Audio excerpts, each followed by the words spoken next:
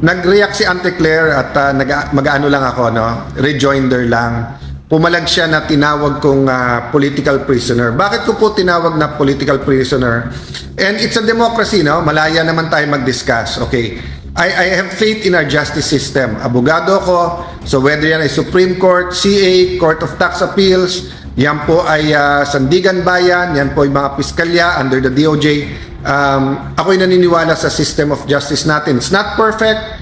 We're here as officers of the court. We should protect, we should encourage, we should make it stronger. Ang sinasabi ko po, lahat po na weaponize. So si Senator Jinggoy, hindi ko na ulitin yung napakarami ko nang sinabi.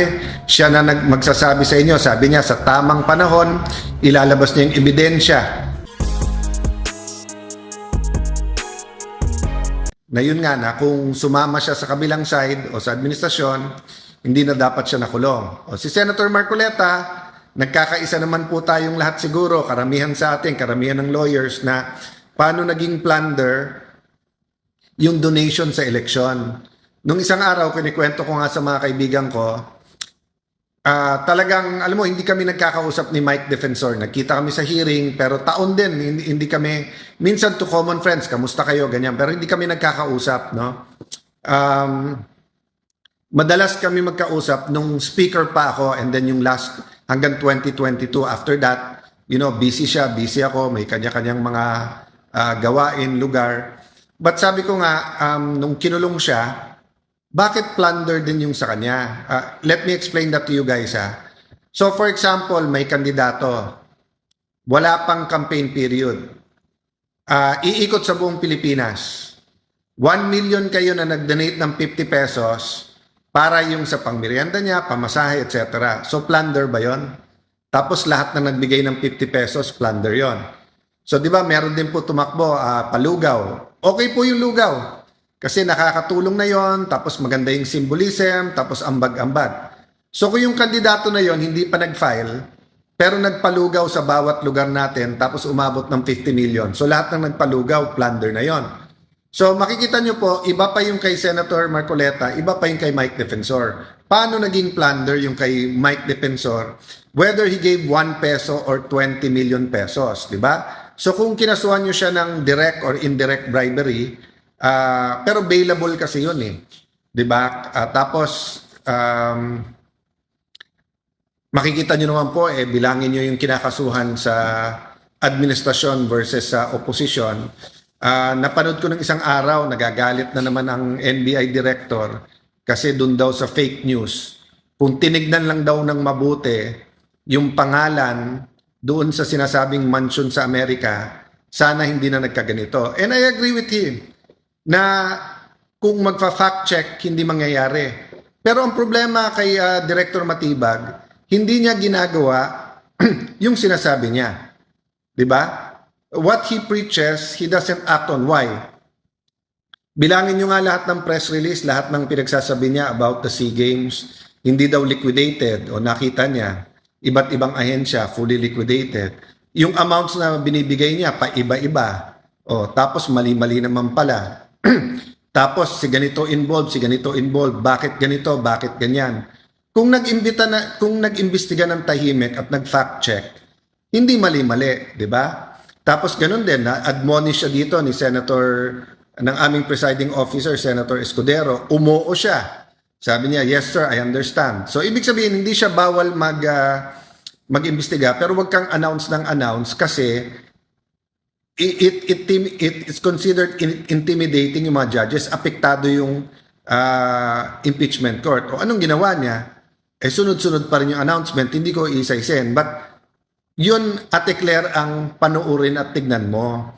You know, when I was in the administration, not only in the Senate, sa Department of Foreign Affairs, pero paglipat ko as Speaker of the House, paano ko po nakikita yung iba kong ginagawa at na-judge? I try to step into the shoes of the opposite side. So yun ang ano ko kay, of course, trabaho ni Claire na, ni Yusek Claire na mag-defend, di ba? But yung defense kasi niya may judgment. So ang problema, pag may judgment, i-judge din. So kung titignan mo po, ilagay niya muna shoes niya sa opposition ngayon.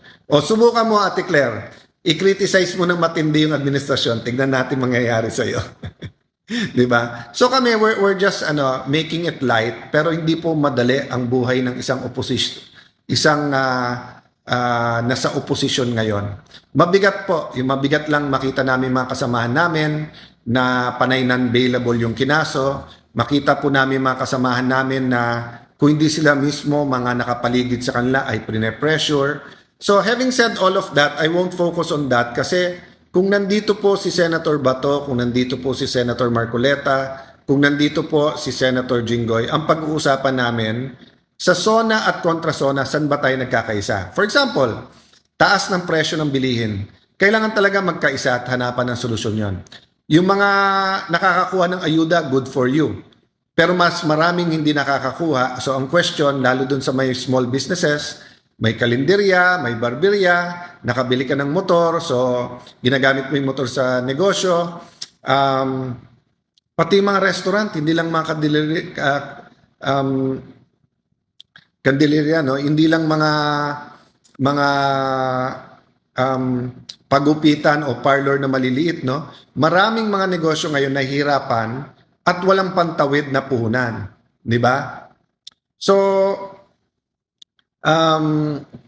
whether yan ay sa palengke, whether yan ay turo-turo, whether yan ay barbecuehan, sa amin meron pa rin yung mga pushcart tapos nandun yung mga fishball, etc. They are one sickness away or 1, 2, 3 days away from hindi nakapagtrabaho, then they're in poverty. Actually, pati middle class pagka tinamaan ka ng matinding sakit tapos medyo mahal yung treatment at saka hindi ka makapagtrabaho, from being middle class, biglang poverty na ulit, no? And again, I'm not pointing fingers, I'm not saying this administration or this president or this Senate, we're equally guilty dyan, lahat ng nasa gobyerno, kasi whatever we have now, yan ang tinanim natin Tinanim 10 years ago, 20 years ago, 40 years ago.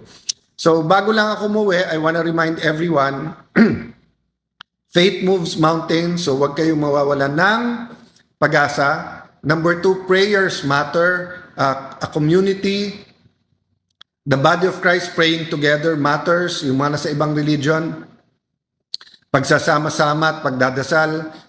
Pray for our enemies, not only our friends, di ba? Sabi nga nila, di ba? Yung diplomacy, nakikibati ka sa kalaban, hindi sa kakampi. So, ganun din, pag-pray natin, hindi lang yung kakampi natin, pero pati yung kabilang side. But I'll continue talking about many things. Tutuloy po natin yung laban. Minsan lang po, syempre, napupunta sa medyo nagkakaalaskahan kasi nga nandun, so pasensya na po kayo. Minsan, dala din ang damdamin. But most of the time po, we will hihimayin natin yung issues. But sabi ko nga sa inyo, Monday to Wednesday, pinipilit ko na less political kasi nasa impeachment tayo. So, Cheche Bihag, Ramos Gelay, Daisy Hill Country, yan, E.G. Bart, Lizelle Mansueto, magandang gabi sa inyo. Kalahati pa lang ng linggo, mag-post din kayo kung anong gusto natin topic, no? But yun nga, nagkakaroon ng consensus dito. Nag-uusap din kami ng majority at we're trying to build bridges kasi hindi namin mapapasa yung mga dapat mapasa kung walang sistema pagkakaisa. So yung taas ng presyo ng kuryente, yun nga, yung tinutulak ko po, yung anti-stunting, yung tulong po sa buntis or yung first 1,000 days, di ba, sa pagkabuntis hanggang pinanganak. Tama ka, dahil yan, Dizon, God is watching. Siguro yan po ang itali natin sa integrity. Ang meaning ng integrity is doing the same thing even if no one is